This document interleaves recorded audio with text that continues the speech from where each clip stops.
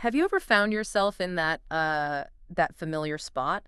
You know exactly what you should be doing. You've got the goal, the plan, maybe even the motivation. Hmm. But then, almost like something invisible is pushing back, you just, you don't do it. You get in your own way. Yeah. That feeling, that internal friction, like your own biggest hurdle, it's something that so many of us know, right?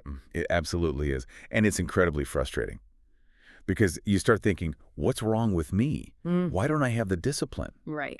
But what if it's not about discipline at all? Yeah. What if that feeling is something uh, much more subtle, something deeply ingrained, maybe even a weird way we try to protect ourselves without realizing it? That's a really interesting way to put it, a reframe almost. And that's exactly what we're digging into today. We're exploring this fascinating book that really unpacks this whole thing. Brianna Wiest's The Mountain Is You, Overcoming Self-Sabotage. Yeah, it's quite something. And it's really more than just your typical self-help book, isn't it? It feels more profound, more emotionally intelligent, maybe, Mm. looking at these internal barriers we build. Definitely. And our mission for this deep dive is to really get into Waste's central idea, this metaphor of the mountain.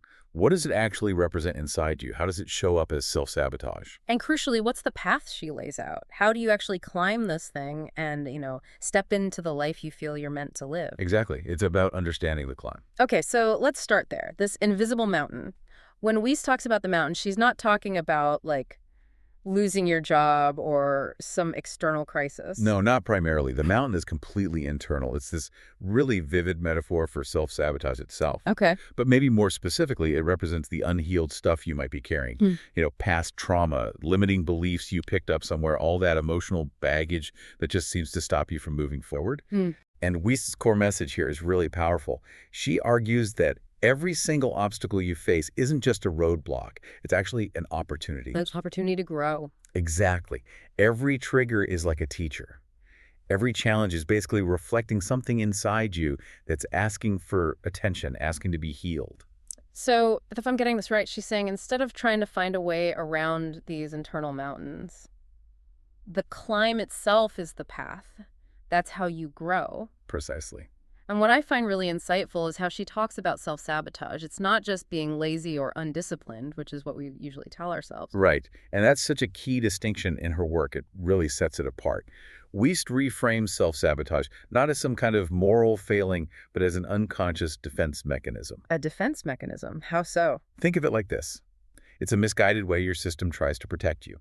It developed based on threats you perceived, maybe way back, could be old wounds, childhood stuff, or even just learning somewhere along the line that maybe success or happiness or love could somehow lead to pain or loss. Wow. So your system is essentially trying to keep you safe based on old programming, even if that safety means staying stuck. Okay, that makes a lot of sense. And when you start thinking about it that way, you can probably see it playing out all over the place. What are some common ways this hidden protector shows up? Well, think about delaying a big project. On the surface, it looks like procrastination. Yep. Classic example. But Wiest would suggest digging deeper. Could it be a really deep-seated fear of failure? Or maybe fear of judgment if you succeed? Or avoiding real intimacy, maybe not because you don't want connection, but because there's an underlying terror of abandonment based on past hurt. Mm. Even something like constantly putting off health goals. Yeah. Could that maybe stem from a subconscious belief that you're not really worthy of feeling good? Or that taking care of yourself makes you vulnerable somehow? It's subtle stuff. Very subtle, and often completely unconscious until you look for it. And the way to spot these patterns, she says, is to really pay attention. Especially to those moments when you know exactly what you should do, logically, but you just feel stuck. You can't make yourself do it. Yes, that internal friction, that feeling of being blocked, that's the red flag. That's the mountain showing up right there in that moment. That's the signal. Precisely. It's a moment that can actually offer profound insight if you're willing to look at it that way. Okay, so if this mountain is built from our emotions, our beliefs, maybe old wounds, then climbing it must mean taking an emotional journey. How does she suggest we actually get to the root causes? She's really clear about this. Every emotional reaction, every pattern like this, it has a root cause. And the real work isn't just about, changing the surface behavior, like deciding I'm going to stop procrastinating. Right, that usually doesn't last. Exactly. It's about going deeper, down to the The emotional soil, the belief systems that actually created those patterns in the first place. Wiest guides you to ask yourself things like, when did I first start believing this about myself? Or what fear was this behavior originally trying to protect me from? Asking those deeper questions. Yes, and just recognizing the origin, that itself can be incredibly liberating. And a big part of that, I imagine, involves emotional intelligence and self-regulation. We hear those terms a lot, but Weiss seems to make them very practical.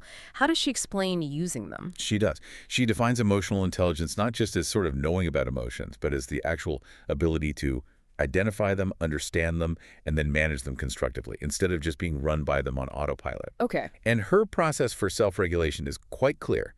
It involves basically 4 steps. First, you pause. You actually feel the emotion fully, without judging it as good or bad. Just notice it. Just notice it. Second, you try to name it. What is this feeling? Anger, fear, shame. Third, you trace it back.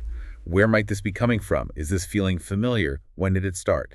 And fourth, and this is key, you consciously choose a response that aligns with your goals, with who you want to be, rather than just reacting out of that immediate fear or discomfort. Creating that space between the trigger and the response. Exactly. That pause is everything.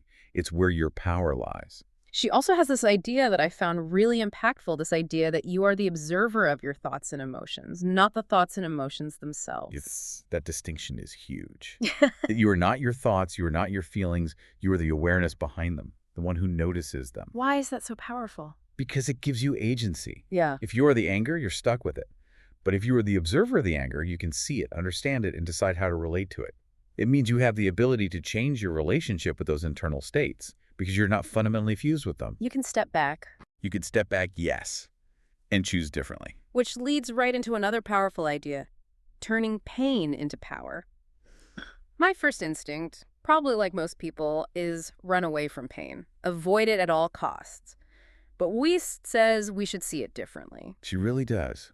Instead of avoiding it, she urges you to see pain, emotional pain, discomfort, as valuable information, like a guide. It's pointing directly towards what needs healing within you. Like a signal. Exactly. She uses this great metaphor, pain as your body's check engine light. Ah, I like that. Right. It's uncomfortable because it's designed to get your attention. It's demanding you look under the hood. And the really insightful part here is that Wiest argues this check engine light isn't just a vague warning. It actually contains the blueprint for what needs healing. So the pain itself shows you the way. In a sense, yes. It's not about just gritting your teeth and enduring the pain. It's about decoding its message. What limiting belief is this activating? What old wound is being touched? The discomfort itself becomes a direct guide to your transformation if you learn to listen to it that way. Wow. And by leaning into that discomfort, by not just ignoring those check engine moments, we can actually build emotional resilience. How does she suggest we do that? How do we cultivate that strength? Resilience, in her view, isn't about becoming numb or never feeling pain.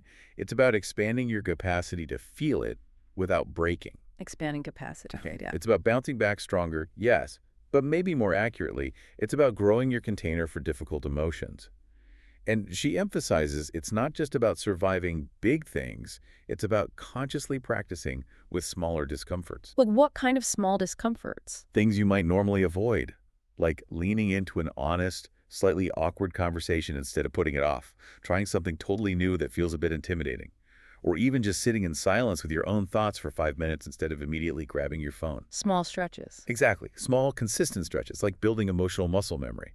You gradually teach your nervous system that you can handle discomfort. Okay, so we've talked about understanding the mountain, the internal landscape, and the emotional journey needed to face it. But how do we actually start dismantling the old habits? And maybe even more fundamentally, transforming our identity. That often feels so fixed, like, this is just who I am. Right, that feeling of fixedness is a big part of the mountain. And Wiest is very clear. Real, lasting change doesn't just come from trying harder with the old identity. It comes from slowly, intentionally shifting the identity itself. Shifting who you believe you are. Precisely. It's not about forcing yourself to act like, say, a financially responsible person if you see yourself as bad with money. It's about starting to see yourself as someone who is learning to master their finances. Or shifting from, I'm not athletic, to, I'm becoming a person who prioritizes taking care of their body. It's subtle, but it's fundamental. When your core identity begins to shift, even slightly, your habits start to naturally align with that new identity. Hmm. The actions follow the belief. That makes so much sense. It feels less like fighting yourself and more like becoming someone new. Exactly. It reframes the whole effort away from just willpower. And her specific strategy for dismantling self-sabotage follows this idea. It's both compassionate and really practical. What's the process there? It starts with a really crucial counterintuitive step. Identify the subconscious payoff of the sabotaging behavior. The payoff. But it's self-sabotage, isn't it bad? It is, consciously. But Wiest argues that even the most destructive patterns usually serve some kind of hidden emotional need. Maybe the procrastination provides temporary relief from anxiety. Maybe staying busy, even overworked, gives a feeling of worthiness. Maybe staying in familiar, even toxic situations provides a strange sense of comfort or predictability because it's known. Huh. Finding the hidden benefit. Finding the hidden, often quite primitive emotional need it's trying to meet. Once you uncover that payoff, then you can consciously, intentionally find healthier, more aligned ways to meet that same fundamental need. So you replace the old strategy with a better one that meets the same core need. Exactly.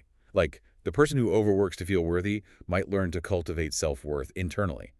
The person staying in chaos because it feels familiar might learn to tolerate the discomfort of peace and stability. It's about understanding the function of the behavior first. And this often involves something called shadow work, right? A concept from Jungian psychology she brings in. Can you explain that a bit more and why it's important here? Yes, shadow work. It's essentially about exploring the parts of yourself that you've rejected, denied, or buried. The aspects you decided were unacceptable, maybe bad, or weak, or selfish, based on messages you got from family, society, or yourself. The parts we don't like to look at. Exactly. And Wiest, drawing on Jung, argues that your shadow often holds tremendous energy and even keys to your greatest strengths, things like suppressed creativity or assertiveness or vulnerability. So not just negative stuff. Not at all. And within her framework, integrating these shadow parts, acknowledging them, understanding their origins, accepting them without judgment, makes you more whole, more authentic, more integrated.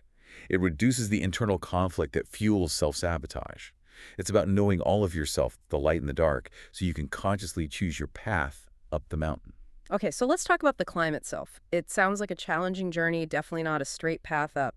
How does Wiest frame the actual process? What about setbacks? Oh, she's adamant about this. Yep. Personal growth is absolutely not linear. It's messy. There will be setbacks. You'll fall back into old patterns sometimes. There will be plateaus where it feels like nothing is Well, changing. it sounds realistic at least. It is. Yeah. And Wiest encourages you to see these moments not as failures, but as an inherent, even necessary part of the climb. The mountain is meant to challenge you. That's how you build strength. It's not there to destroy you.